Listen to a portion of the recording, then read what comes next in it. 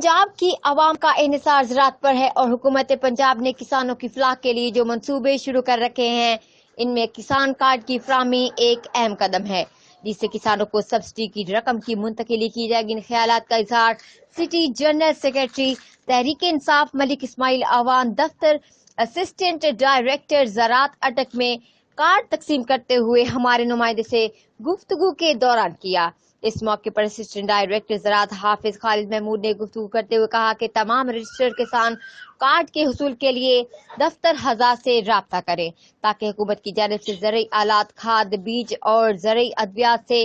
अपनी फसलों की पैदावार में खातिर खा इजाफा कर सकें, जिससे किसान और मुल्क दोनों खुशहाल हो सकेंगे। इस मौके पर inspector Rana Mubarak, field assistant Sajid Mahmood, chairman मजलिस आमला Punjab press club register Pakistan Malik Kamran Akhtar भी मौजूद थे।